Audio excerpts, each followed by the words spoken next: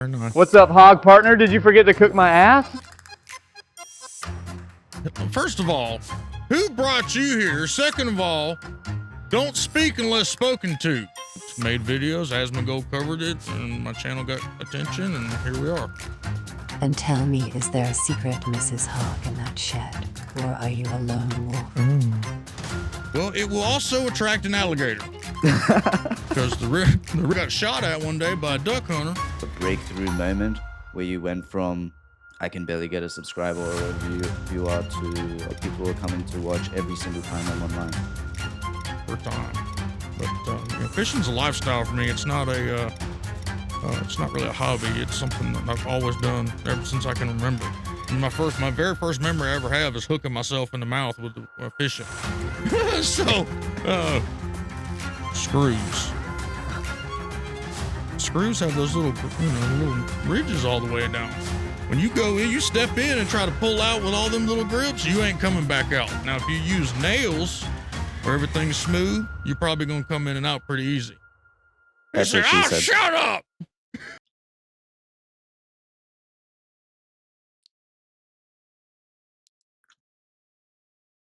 Ladies and gentlemen, welcome back to Pro Gamers Journal, broadcasting live from the Crimson Loot Carnival, where every hour, brave souls fight for real loot in our house-made minigames. We've given away a one-of-a-kind PC every month for over a year and sent over $4,500 USD in cold cash as minigame winnings, and we're just getting warmed up. But today's not about prizes. It's about raw perspective from a man who broke the mold. Our guest is a shed-dwelling, boat-streaming, boss-fishing, southern legend. He once built a PC live on a boat, cursed the D4 devs, and made the hashtag D4Bad a trend for months. If you're a sick of the bullshit gamer, a content creator, or a sponsor looking for insights, this is for you. I'm the lucky little devil. This is my assistant, Lilith Mummy, with big tits. And now, please welcome the man of the hour, Hawg. God almighty, what an intro. Holy shit. How much smoke are you blowing up my ass right now? Thanks for having me on. I really appreciate it. Pleasure is all ours, man. All right. That's a nice compliment, nice intro. Thank you. It's very nice. What's up, Hog partner? Did you forget to cook my ass? First of all, who brought you here? Second of all, don't speak unless spoken to. Thank you. Okay. This creep right here. This guy. All right, everyone. Let's get into it. It's going to get rowdy. All right. Hawg, Yeah, it is. before streaming, who was the man behind the handle? Where'd you grow up and what led you here? Y'all sit back and be a while. I was born north of Atlanta. Was only side on my dad's side was born outside of where I live now. For some reason they had me up there.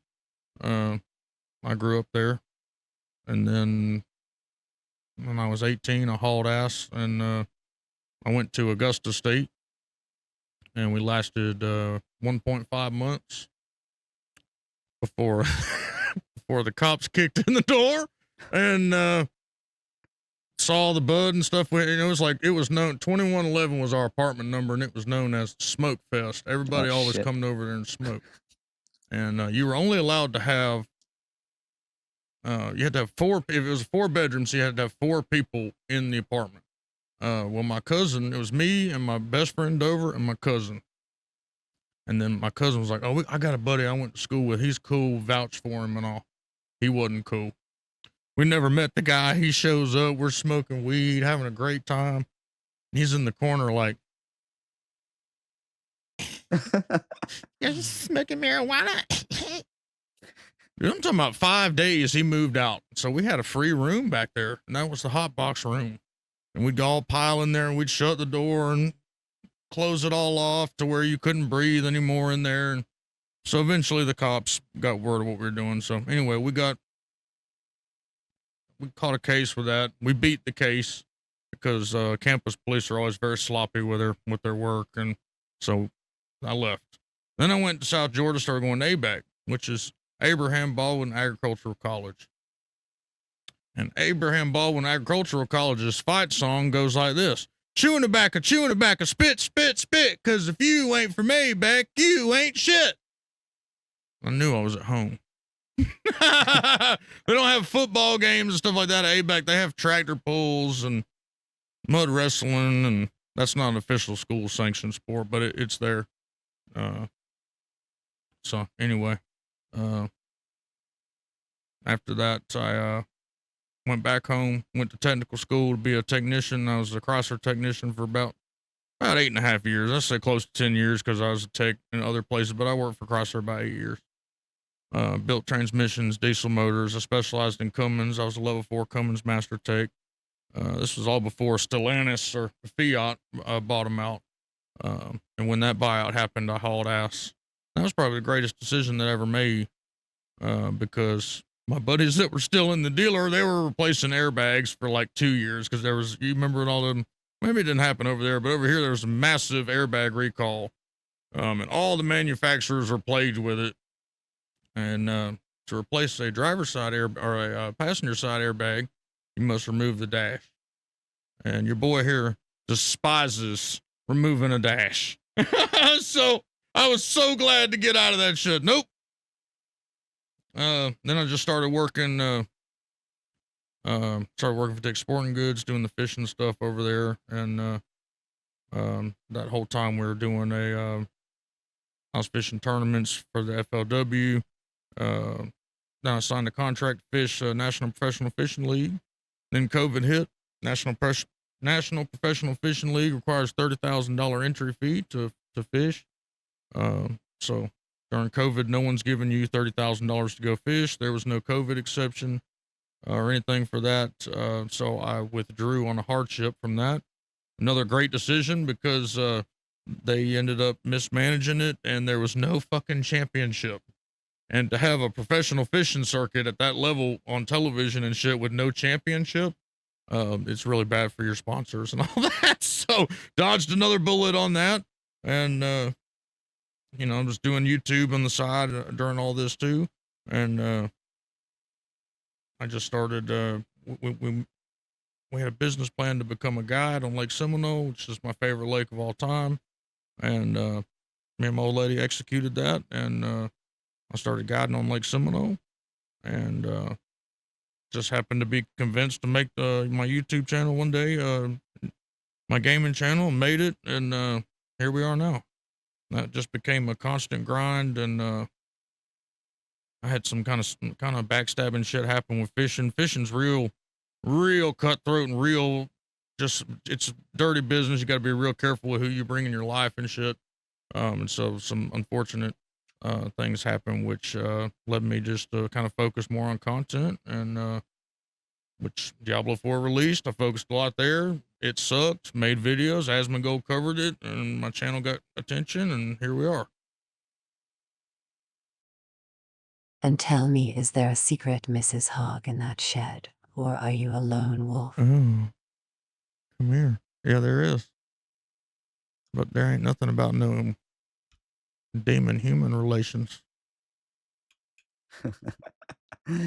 Interesting. That's creepy. But creep, come on over here. Why do you smell like, I thought you were supposed to smell like roses. You smell like dead bodies. What's up with that? Oh my God. I mean, you look good, but smell you. Woo! Girl. Yeah, that's right. Please. A little pH issue or something. I'm just playing, honey. Don't get your feelings hurt now. Yeah, there's a Mrs. Hawg. Yep, I met her. Like, she's an actual real person. Like, she has a career, and she's not a degenerate, or, you know, she went fitness school, did all, you know, did everything the normal way, I guess. But she's, without her, none of this is possible, really. You know, it's very difficult to full-time do content, especially when you're a small streamer. So without her, none of this would be possible. So, but Awesome. yeah, we've been together like 8 years now. So sorry, Okay. Lilith, succubus. So you mentioned the fishing game is like pretty intense, right? Is there somebody who specifically taught you this kind of grit and the attitude you're known for today? Is there any real life mentors or creators who kind of helped shape Yeah. your personality? Mm-hmm. So my parents divorced when I was, I don't know, 2 or 3 years old, and my next door neighbor, well, I had a next door neighbor. It was in between, just like 2 houses down. His son was my age, and we were best friends growing up.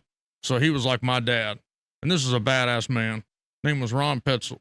He caught Georgia's second biggest largemouth bass, 18-1. And the reason it's the second biggest bass is because the world record comes from here. So it was, the world record's 22-4. So ever since I could walk, he taught us to fish. That family adopted me as one of their own, basically. I was one of the kids. I just run down when I wake up, let's say it's summertime, and I just get dressed and just run down to the house, just go inside, like nobody even thought anything of it. You were just one of the family. So, notable example is, I think this is probably 94. There was the Power Wheel, 4-wheelers that come out.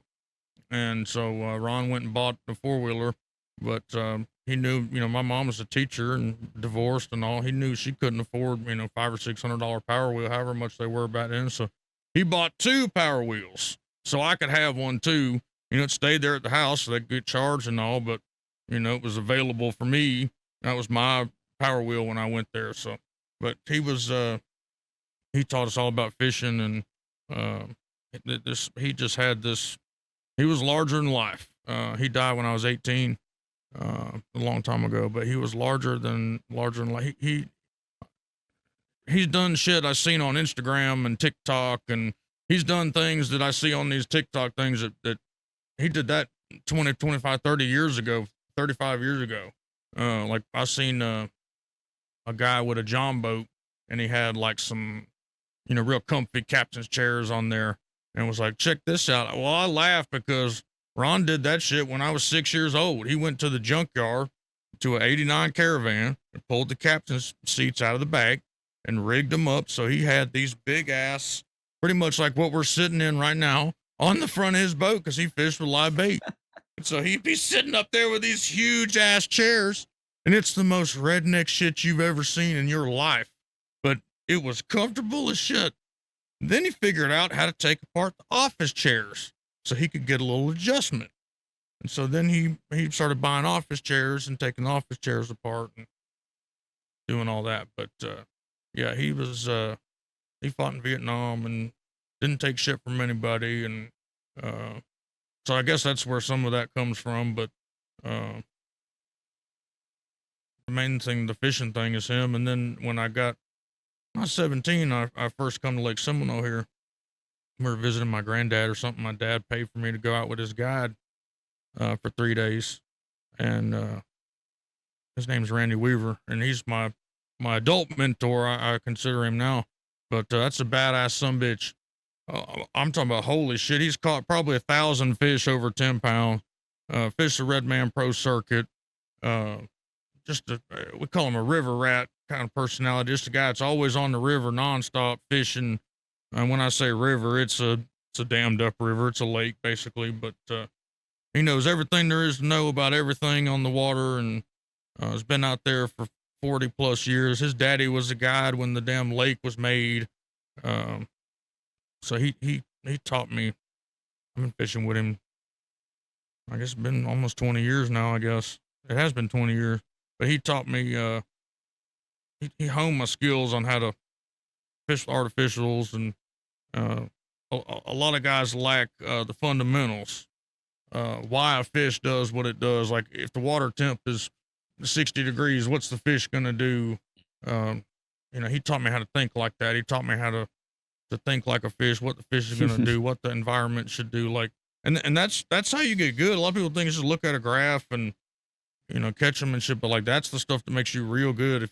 Like I can look at water and tell you, I can look at the way, just even in a lake, the way the subtle current is, the way the ripple is on the water, that there's grass under the water in that certain area, or if I see something on the water, I can tell you there's shad coming around a corner. Like it's just something that you get trained to see it over time. But you know, fishing's a lifestyle for me. It's not really a hobby. It's something that I've always done ever since I can remember. My very first memory I ever have is hooking myself in the mouth with fishing. So it's like literally my first memory that I ever have is fishing with my real dad and just going to cast and hooking myself in the mouth. So and that was the end of the trip right there. Like a cast to hook myself, and he's like, "All right, let's go." I'm like, "Okay." Caught one.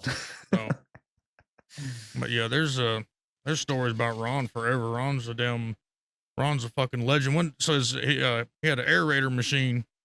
It's like a tiller, but it just pokes holes in the ground, aerates the lawn. Well, it was tore up, and he didn't want to go buy a new one, and he couldn't fix it. And so he went to Kmart. At the time, there was still Kmart, and he bought some real cheap tennis shoes, some sneakers, and he took a jigsaw and some wood, and he kind of whittled out the sole of the shoe in that piece of wood, and then he took a bunch of screws. I'm talking hundreds. And fucking run them all down through the wood, and then he glued that shit to the shoe. So he had like spiked, shoes, or he could walk around. His idea was he was going to walk around the yard with the aerated, or with the spikes, and aerate the yard. Seemed like a great idea on paper. Now I'm like 8 years old, smart ass little kid, and I'm looking at it, and I know immediately that it ain't going to work. Based on what I've told you, can you tell why? Just from what I've told you, you should be able to tell why it ain't gonna work.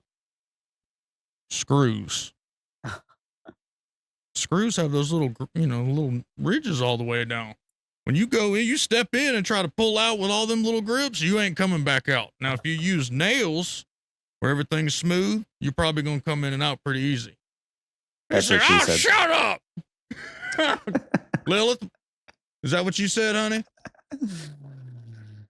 I said, Ron, I don't think those are going to work. Like, you probably ought to try nails instead. Yeah, He said, oh, yeah, honey. I prefer the screws. Stay Oh, inside. oh, Lord. Damn. Anyway, he told Sounds me to like a shut up. lot of crazy redneck shit. Is that the craziest shit, or what's the craziest thing that's happened out there in the river to you? You getting delusional being out of the damn water? Fish? What was that? Thanks, Billy. Thanks for derailing my train of thought. Jesus. I've seen a bunch of cool things on the water. I've seen, this is everything. Let me just throw this disclaimer out here. Everything that I'm going to tell y'all is true. This ain't no exaggeration or bullshit or any of that. Everything that I'm going to tell y'all today happened or is true. Okay. Let me just throw that disclaimer out there, because some of this shit might be a little wild and like bullshit. So I'm fishing on Reynolds Flat one day, and it's a grassy flat. It's about 3 foot, shallow 3 foot all the way down. It's about 700 or 800 yards. And I'm fishing. It's about this time of year. And all of a sudden, it looked like Godzilla coming out of the water.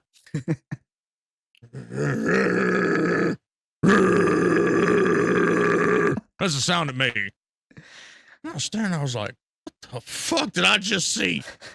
So I immediately it was the alligator.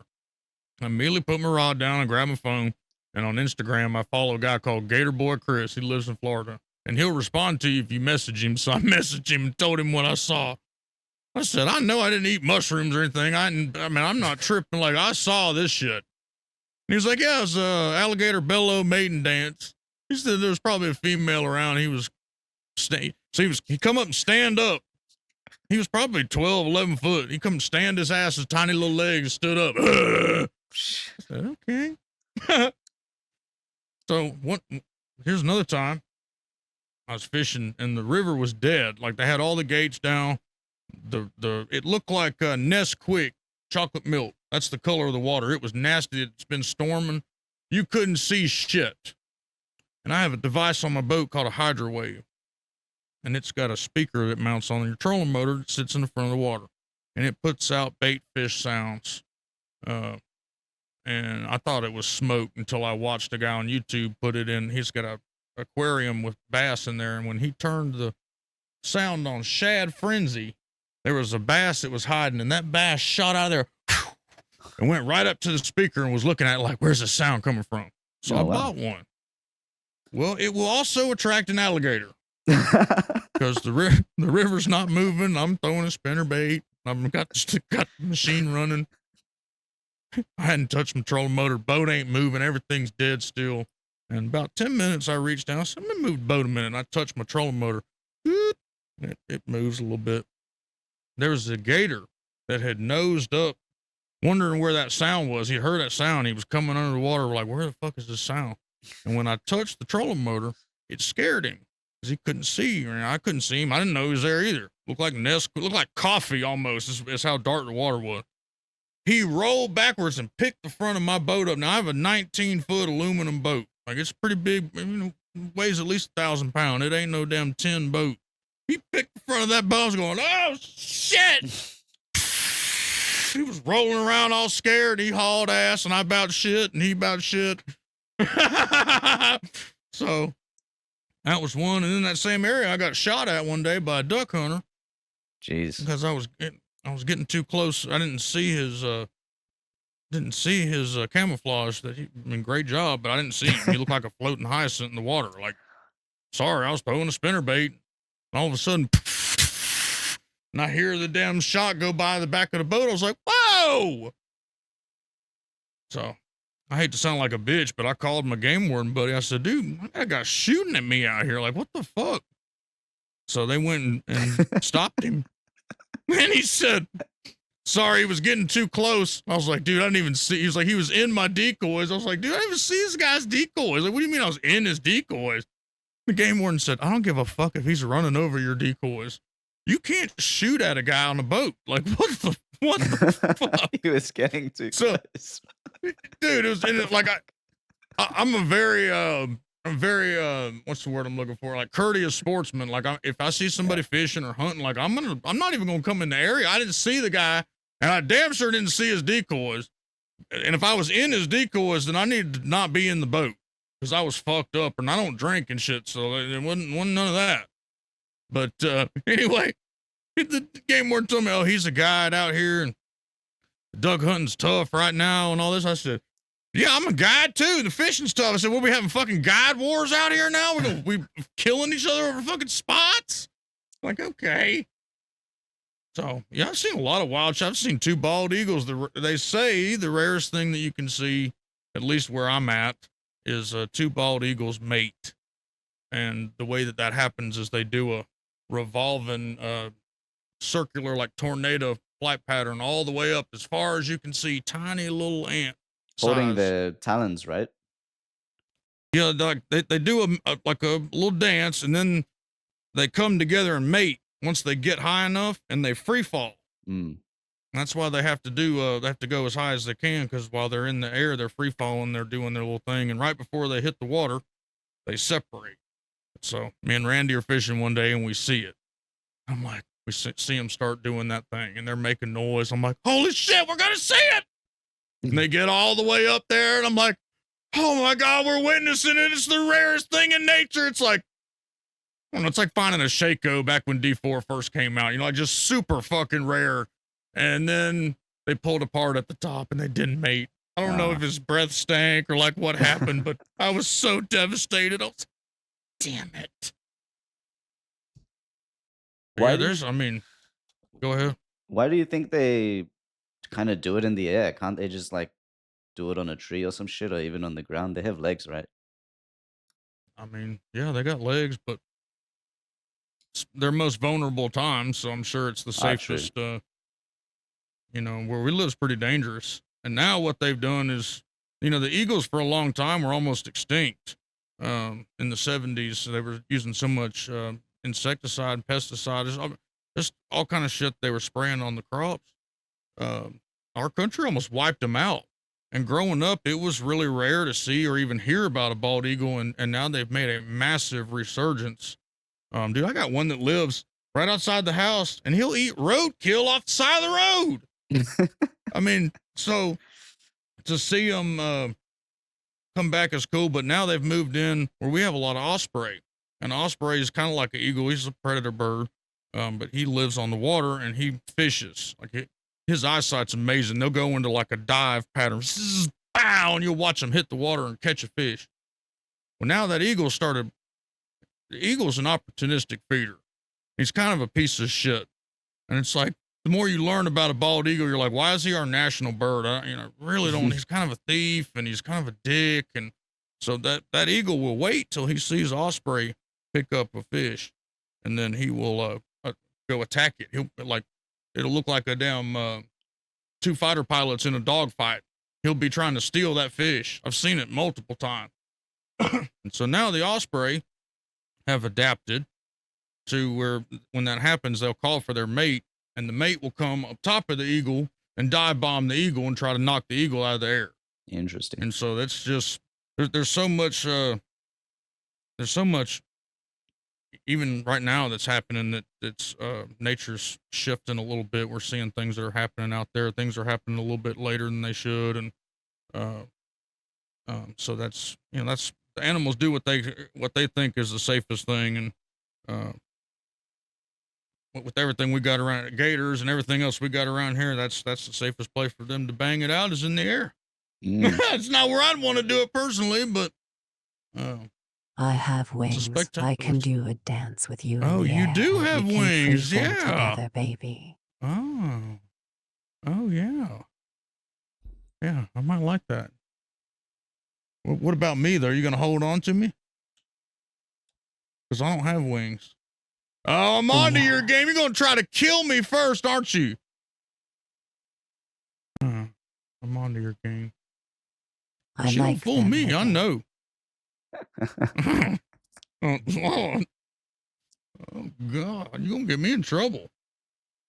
Interesting stuff, man. This reminds me of a time because my family's done a bit of fishing as well. Actually, my parents are absolutely crazy about it, especially my dad. Um, we had guests like come from overseas, and this is a pretty big guy. I'd say, I don't know, give him like 90 kilos or so.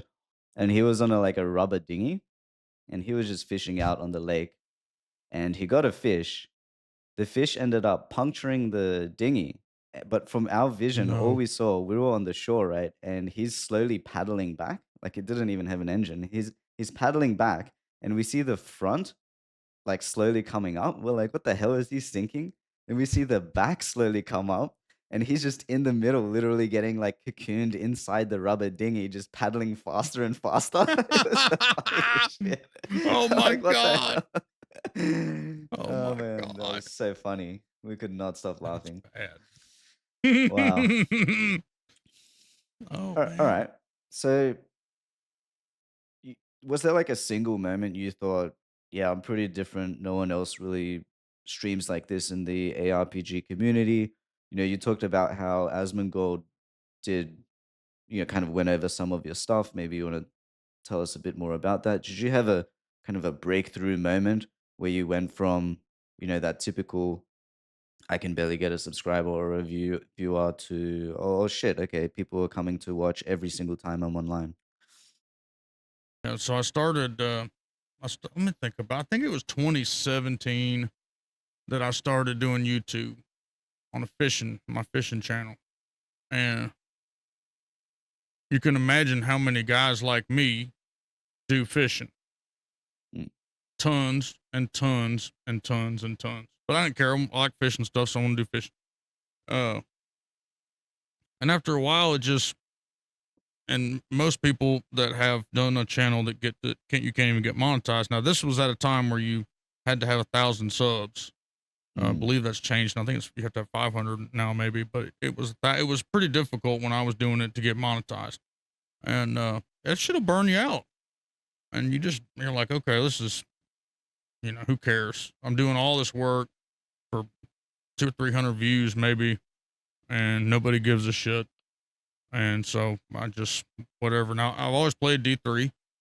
I've always played Diablo. Like I started playing Diablo 2 a week after it released. I was in 8th grade, and my next door neighbor in between me and Ron that I was telling you about, my next door neighbor there, was also a guy my age. He was playing D2 in his basement, and I remember walking up behind him. He was at Charcy. He was playing a barbarian, and he was equipping 2 axes in each hand, and it blew my fucking mind. Now, I've always played computer games and console games since I was a little boy, and I'd never played ARPG or seen anything like that. And I was like, what is this game you're playing? He said, it's Diablo 2. So anyway, we went to Target every Sunday after church. My mom went to Target. And so we went to Target, and there it was. And I went over there and I picked it up, and I'm like, okay, like my mom's like super Catholic, like don't let you do anything, always says no to everything, like everything's the devil, like wouldn't let me listen to a Garth Brooks CD because there was one lyric in there she didn't like out of the whole entire fucking 17 track album. So I'm like, okay, how do I get her to buy Diablo 2? And I'm looking at it, and in the back it says like, you know, the powers of heaven. And I was like, yes. And so I went up there. I was like, look, please, can I get this game? I was like, you fight on the side of heaven against hell. Like it's badass. So that was the key that unlocked me being able to play Diablo, was doing that. But anyway, fast way forward. I'm it's like season 26, season 25 of D3. We're doing 150 groups. I got a 4-man that I'm running. We're pushing leaderboards. It's a guy named Ebian from Texas. And I met these guys just in random. You're talking about maybe this is fate or whatever, but like I met Ebian in random game, just in a random public D3 game. And he taught me, like, he basically is responsible for everything. Like he introduced me to the ARPG side of YouTube. He introduced me to like Rax's content. He introduced me to like a lot of the OG, like Vegito, like a lot of the OG Diablo 3 creators. He introduced me to all that content. And so he took me under his wing, and then he introduced me to Evan. So I'm going to tell you all about Evan. Everybody thinks that Vegito and Rax and all those guys are the best players, and this is no disrespect to them at all, but Evan is the best player in Diablo 3. Evan lives in Hong Kong, and Evan knows the measurements of the hitboxes for every mod. Like he knows every single thing about everything about the game. He's like a human encyclopedia, like a savant for Diablo 3. So he's very selective about who he plays with. And I mean, he's a god. And that's, I'm really not trying to take away anything from anybody else when I say that, but this guy just, like, this guy knew way more, like, this guy knew everything about everything. He could tell you the exact size, pixel-wise, of the hitbox of certain bosses and shit. Stupid shit, right? So anyway, we're playing every night. This is kind of how I ended up in the shed, too. Every night we would get on, and because they're in Central Time or in Pacific Time, our buddy Alpha was the trash killer. He was in Pacific Time. So I'm in Eastern Time. I was always up real late. My old lady's a school teacher. So I'd be up, we'd be communicating, yelling, group, all right, kill him, all right, now, you know, hollering, doing all this shit.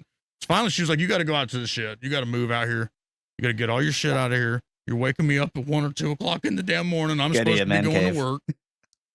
Exactly. She's like, you got to put all your shit out there. So my buddy Eero sent me a Cat 6, like, I don't even know how, 200 foot, some crazy long Cat 6 Ethernet core. So I could be hardwired out here. I got an old clothesline. You know, back in the day, all the people here used to hang their shit on clotheslines. So I have an actual pole that's cemented in the ground from the 50s where you put your clothesline. That holds my Cat 6 line going into the house. So I set it all up out here. And Ebian kept pressuring me like, dude, do a YouTube channel, man. Like, you're so different. Like, there's no fucking rednecks. Like, there's no Southerners that do an ARPG YouTube. Like, it actually might be a good niche and might be something, a way for you to stand out a little bit, because that's the thing with YouTube. And I learned that on my fishing side. You know, if you're the dime a dozen guy that's a traditional, what you'd expect a bass fisherman to look like, it's very hard to stand out. But if you're untraditional guy in an area, you know, like I've always played it, I loved it, but I didn't make content there. Why not? So you go over there and you make content, and it gets a little bit more attention because people aren't used to that. You know, they're used to, you know, just your regular, you know, everyday kind of gaming guys. So that was, I noticed immediately that would, that helped, but I also spoke my mind. I never sugarcoated shit.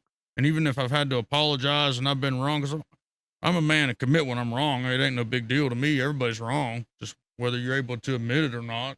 Yeah.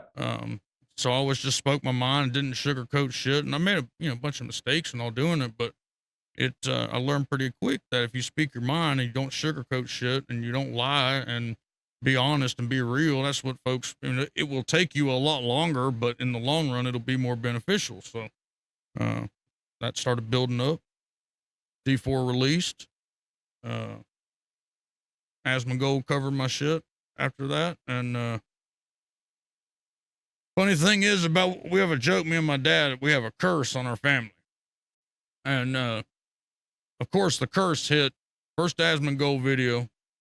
It's getting like me and my dad were on our way to Astor, Florida to go brim fishing. We usually do that once a year. So we're on the way down there. My Discord's blowing up. Asmon's covered your video. I go click on it. There's no link to my channel, no credit, no nothing. Now, you know, he credits, or his editors credit everybody, right? Every fucking video except me. And I was staring at that shit like, of course, man. Like, of course this shit happens. And so I was frantically, as I'm in the passenger seat, like a little boy with my 70-year-old dad driving me fishing, I'm trying to message anybody I can who's an editor for him, or message him specifically like, hey, it's me. Like, why didn't y'all credit my shit? Like, this is a big opportunity that all the small creators died to get. And, you know, a bunch of people in the comments were like, damn, can you give us the guy's channel name and shit? So anyway, I got a hold of him personally, and he said, holy shit, my bad, I got you right now. And I really don't care what anybody has to say about Asmon. Asmongold's fucking awesome. And Oh, that we've right been there, trying to kind of do things with Asmongold for ages, but he's huge, you know. I hope further Yeah. down the line it's possible. Yeah. But he, that was big to me because I'm a nobody. He's covering my video. I'm reaching out on Discord, you know, who knows what kind of filter it is to get to him. And I'm talking about within 20 minutes had responded, fixed it. My bad. I got you. Like, he didn't have to do any of that. And so then, I made another video, and I was joking because he fixed it, but I kind of called him out a little bit in friendly banner, and he reacted to another video, and he paused the video when I called him out. He was like, it's true. I did do that. Go subscribe to his shit right now. And so I went from 7,000 subs to like 17,000 subs. Mm. So he gave me a huge boost and covered my stuff for a while. And, then I went on OTK's top streamer, and he was on that for all that. But, yeah, I will always be in his corner because, and I know a lot of people talk shit that he doesn't, he makes money off of people and blah, but without his, showing my video and reacting and thinking it was cool, and like, he did multiple videos. So I got to show, I'm not just some react guy. I got to show some of my, some of my memes that I make. I had a meme with him in there from Full Metal Jacket, like just a bunch of different stuff in there. And on top of the OTK stuff of making, the poop chair that I've got and all this other stuff, it was, he kind of allowed me to, showcase that, I'm creative and I bring different stuff to the table and, all that. But yeah, it's solely that's a very long-winded answer, but, the very simple, answer to your question is from a guy named Ebian. He pushed me to make a Diablo 3 channel. I was kind of hesitant, and here we are now. So it's really all because of Ebian. A good guy. I'm glad you're spending more time in games now, rather than taking my brothers out of the water. Okay, I play while I take your brothers out of the water. I made a harness for my controller just to help free up my hands so I can catch more of you and your kin while I play. Fuck you then. Oh, damn. Well, look who's on the board and who ain't. How'd you get there? That's right. I put No you comment. there. Yeah, that's right. Oh man, You bit a little spinnerbait and we put you on the wall there. Uh-huh. you still talk to Asmongold, or it was kind of just that I mean, it was little never time? really never really like had a behind the scenes convo with him or anything. I mean, maybe a couple times when I showed him my stream setup and all. But I try to be he's a famous guy, you know, like I try not to be the analogy that I always use is like I try not to be the guy in the local band that's like a drummer and he's got his demo and he's like running up to Lars Ulrich like, hey Lars, like it's me. Like I try not to be that guy, you know. So like you know, if like if Lars wants to be like, oh, what's up, man? Like that's fine, but I'm never want to be that guy. It's like, hey, watch my video or like look at my demo or like because what happens is the second you run away, they take that shit and they ninja star it into the fucking the garbage can. Like, all right, you know. So I try to stay in my own lane, you know. I mean, I get exactly what you mean. Yeah. I saw like a video. Conor McGregor was pouring wine into these guys' mouths while they're on their knees. It was like yesterday or some shit. I was like, Jesus Christ, like that's a new level of licking ass. Like, you know what Yeah, like damn. My God. Some people. Interesting. All right. You know what? Let's talk about this is like one of your craziest stunts, right? You literally built a gaming PC while floating. Tell us about it. Like, what sparked that? How did it go? Complications? Well, I didn't build it on the boat. That would be insane. I don't know if I could. That'd be a lot of money that I'd be risking, you know, just to do that. But so the whole boat on a PC thing has been a project. I guess about a year and a half, and it started with I had an old Dell gaming PC that had like a 2060 card in it, and I was like, this will probably be. I can just throw this in the boat and go stream and all that. No. So I did some, you know, from my childhood, I was taught how to redneck rig is what I call it, and we're able to engineer stuff out of nothing, out of scraps around the house from other things or whatever. I can make chicken salad out of chicken shit. Let's put it that way. So I made the first kind of prototype, and it worked good in the winter time. You know, like I could fish and like react to stuff. And so it started out, we had I guess second generation Starlink. So I had the big dish on the back that was strapped down, and when you drive, it'd be going beep, beep. It'd be back there trying to adjust itself and shit. It looks so fucking ridiculous. And if you can imagine what this looked like tied up to the damn dock with a big, like the whole back deck is taken up by this Starlink dish. It's adjusting itself nonstop. I've got a big ass, this is when the shit was up front. I had a big 27-inch monitor up front in this kind of plastic tote bin that I had rigged up to be a sun shield, and it's super insulated. Like NASA could take this shit to fucking space. It's got aluminum foil layer for a heat shield, and then spray foam backing, and then another aluminum foil heat shield layer, and then another spray foam backing, and then stud through mounts. Like it's stupid, but you have to over engineer shit because direct sunlight, you know, 120, 130 degrees, it'll eat this shit up. So anyway, we were playing WoW on the boat, and I caught a fish while I was fishing a WoW at the same time, and that was cool. But you know, again, my algorithm and shit, nobody gives a fuck on my channel. You know, like you do all that stuff, and it's like gets 300 views. Then you go on OTK's top streamer and tell them that, and they're like, "That's fucking sick." I'm like, "Where the fuck y'all at?" But so then we started getting thermal overloads as obviously, you know, that laptop's going to get hot. It's a hot package. In a bass boat, you've got compartments. You've got a hull, but then you've got a deck on top It's got all kind of compartments that you can open up. So I've got a big rod locker in the center of the boat, and it's almost under the water line. I mean, it's as low in the boat as you can get, so it'll be the coolest place. So I started saving some money up because I knew like we're gonna have to build an actual machine for this. And I reached out to a few places. Just doesn't matter who it was. We reached out to a few places trying to get some, maybe not a partnership, but pick some people's brains or, you know, just whatever. Try to get people interested in the project, and, you know, no responses, which is fine.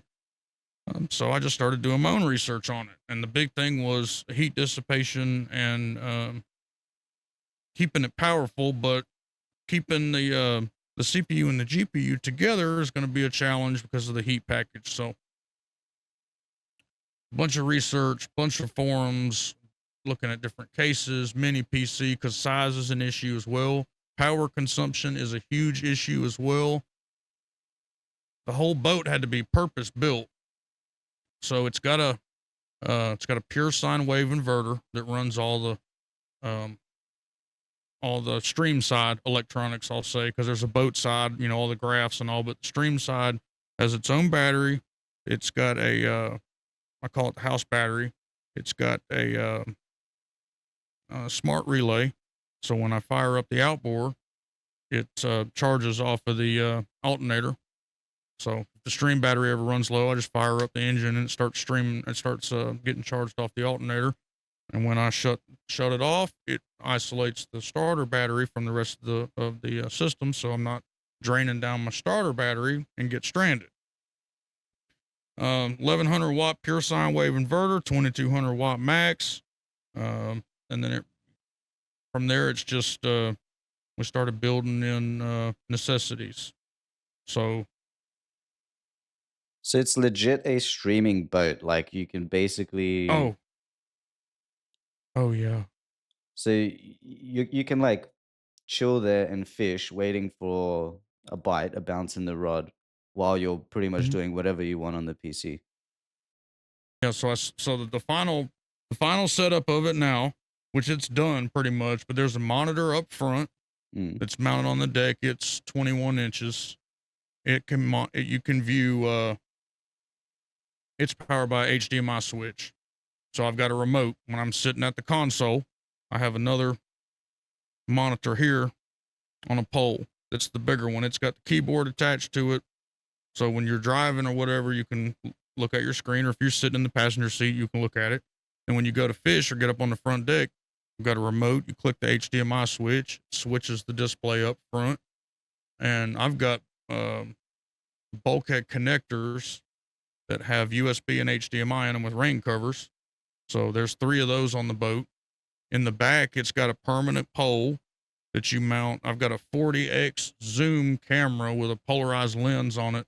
So if we see eagles or alligators or anything, I can zoom in 40x and get way up in there and show the chat all the wildlife and shit that's going on. That's been kick ass. It's on a movable, it's on a rotatable thing as well. But so anything that you plug into has a plug. So when you, it's all about streaming. It's all about doing it easy. Cause if it's a big pain in the ass to get everything assembled, I don't want to do it.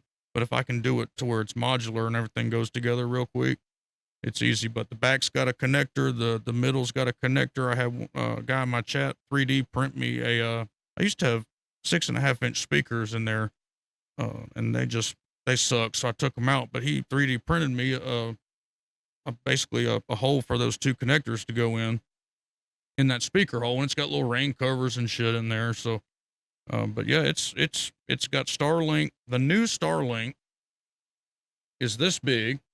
It's on a RAM mount right by my console. It's tiny. It's got a built-in router. So you just plug your Ethernet right in there. You can do whatever in the fuck you want to do on that boat. It's got a cover you can pull up. You can kick back, watch movies, play Last Epoch, play D4. But I had to build a mini case, and it's a mini PC case, and it's got a Ryzen 5 in there, and It's got 32 gigs, got a solid state. Everything had to be real solid because it's going to be like we stream while we're driving 50 miles an hour and it does not drop frames. And That's so like crazy. it needs to be, it's got a big heat sink and it's got an external GPU. So I've got the GPU separate so it can dissipate its own heat. But all of it's been calculated for draw. The whole package, everything together only draws at normal operating thing about 175 to 200 watts. That's That's really the good. biggest thing that I'm proud of is the performance that I've squeezed out of the setup that I have. And without starting the outboard, I can stream it for about 4.5, 5 hours just on the one just regular nickel 12-volt heavy ass deep cycle battery that I've got. So it's I need right now. I'm running a 10. I think it's some old ass. It's a 10. I think it's a 1060, 1070. It needs to be upgraded. Is what I need a new graphics card, and it's going to require an upgrade on the. I do have a separate power bank in there that runs just the graphics card. So I'll change that out, and then it'll be ready for more modern games. But that's the bottleneck right now is the graphics card. It can't handle some of these new games. But the overall PC is sick. It doesn't overheat. Everything runs real good. So I'm really proud of that. It's been like a 1.5-year project. I'm really proud of how it turned out. You can literally do I've seen whatever his the hell boat you go want to by. do We call on him there. Robo Hunter. When I first took it out, some guys were coming in the channel, and you could hear them. That guy's got a TV on his boat. It was cool as shit. Yeah. So then I made I took my controller and I rigged it up. Here, I'll show you. Let me get it. It's right here. Yeah.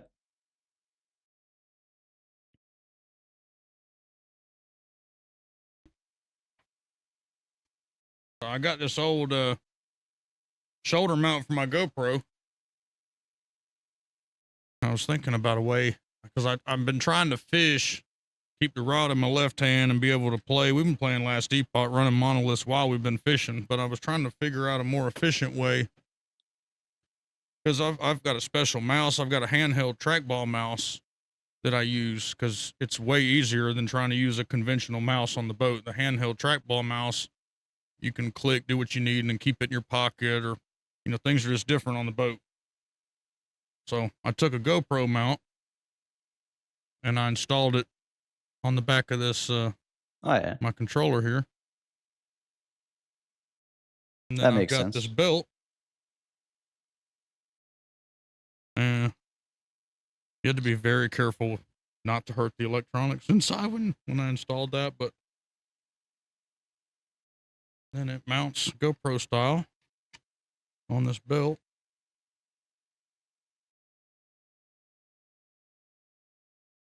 It's pretty awesome, man. And you can I strap think it to that's yourself, and yeah, it's the kind of it's shit I so do. unique, right? Because streaming in such an environment, I mean, every other streamer has like the perfect room setup. I think Cooley was saying he's even got uh soundproof cladding all around his room and all of this, but you've had to kind of be, adaptive to do it out in the wild, essentially on a boat where everything's also moving. It's pretty Yeah. crazy, and I understand the power draw and heat dispersion because we actually build like a black box, so it's only 3 liters. If you imagine a current Xbox series that we just gave away or PlayStation, this is almost 3 times smaller, but it has a Mm-hmm. 4070. So we're trying to get a Oh, wow. 5070 in there as well now. And we use like gallium nitride power supply. So that thing can give you like 200 watts and it doesn't even have a fan. But yeah, doing the kind of the heat and the power draw for that little box, that was the hardest part.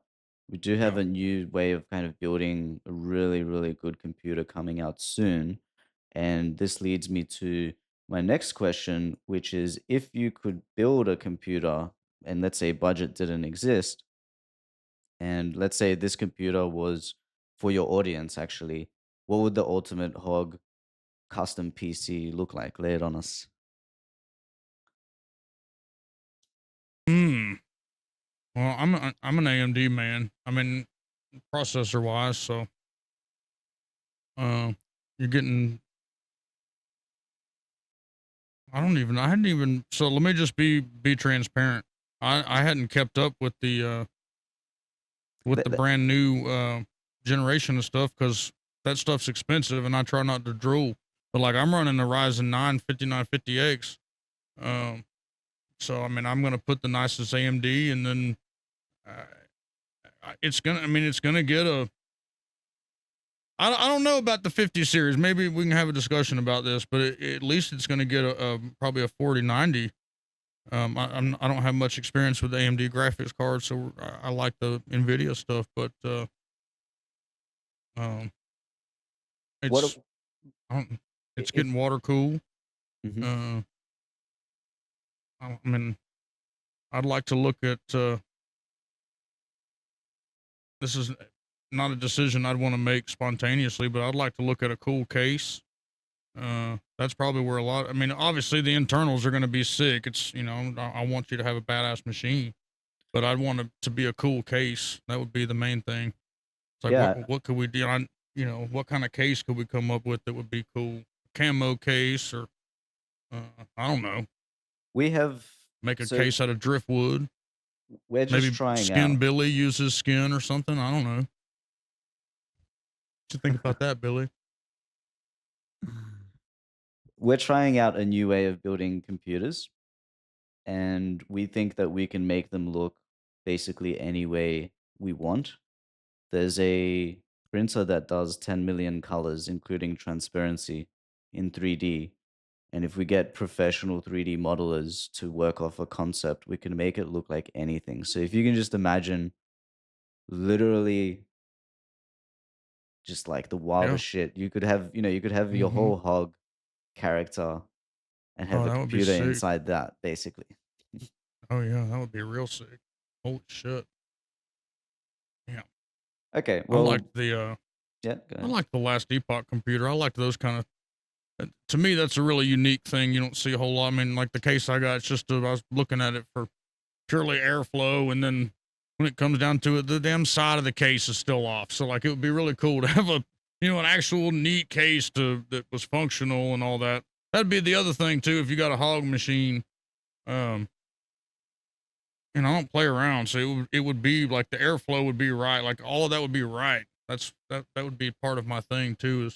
That's when I build my machine, like even some of the Corsair cases, great brand name, but I look at it immediately, I'm like, that's not going to flow air worth the shit. Everything's going to be hot in there.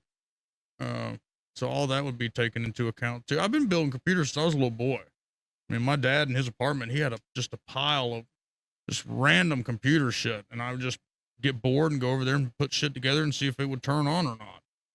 I mean, that's how I first started messing around with it. So, I mean, we all built when Diablo 3 released, me and my cousin and my best friend, we all went to Micro Center. We all walked around. We all picked up the parts to build we built brand new PC. We went and picked up, went to GameStop and picked up the game. And then we went to my basement and we all three had build stations and we built the PCs real fast, installed Windows, and then we started playing down Diablo 3. It was sick. Okay, well, I reckon we can probably collaborate on that. I think the only issue will be shipping it in the end. So, because that's usually a pretty stressful thing to do. You mentioned the Last Epoch PC, right? I am so scared to ship that thing. It's insane, but we'll figure out how to do it. We're just trying to organize a bunch of like really intelligent padding and boxes, I guess. Because there's been, I think give there's you been some insight. I used to work for UPS, so I can give you some. We had a I forklift. managed the store, so yeah, I can help you That's out. interesting. Give you some insight. Would be much appreciated. We actually had, That was, I think we had 2 computers pretty much come broken. One of them had a forklift driven through it. So yeah, you we can't. then There's nothing you can do to prevent that. yeah, insane. So we It's replaced all like the shipping parts. fishing rods. They ship them in in a tube. And I got a tube one day, and there was an obvious forklift tire right over the tube. It's like, son of a bitch. Like, there's no amount of shipping protection they're going to do that's going to save that from a forklift. Yeah, So, and they won't say anything as well. They'll just basically be like, oops, and then kind of hide it, right? Get on with their day. yeah. The last one was the Path of Exile clock. It's a big water cooled PC. And the guy told me as the guy was getting out of the van to bring it to his door, he dropped it twice in front of him. Holy So, shit. yeah, insane. So we just are working on. Luckily, the electronics didn't take damage. There's just like a bracket or two got bent, so just replacing that. But we've had to replace entire GPUs, that are like $3,000 and all that. So Yeah. as long as you're happy to kind of try to ship it, usually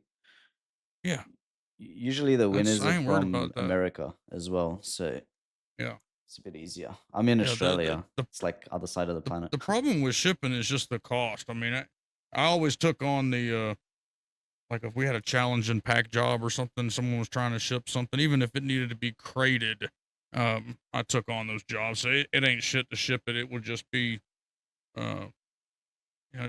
sometimes it's expensive. Even if something has to be like that Last Epoch machine, probably should be crated. Yeah. And then, that will, but that's just, shipping's expensive. That's just the problem. It's the vibrations on the plane that is also really concerning, but Yeah. We'll figure it out. You have to fill the inside with some kind of it's a foam that's in a bag that once it forms, it seals everything up. But you just take it out. It's just one piece. Once you pull, it's like styrofoam, but it's in a bag and it's static free. We'll make it a reality. So once we test out this new pipeline, because I think nobody's ever built computers like this. The reason why we thought of it is we're doing AI concepts. So the AI would make a concept, but the concept is so out of this world that we're like, that's impossible. How do we build it? And then over a few days, we just sat down and we're like, okay, this is how you build whatever you want.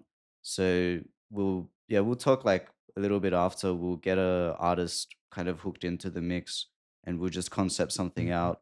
And then pretty much, I don't know, you can maybe have a little show where you put it on, maybe even risk it on the boat. I know that's risky as hell because it's going to be expensive if it breaks, but it might be interesting. We'll see what happens. We can do it.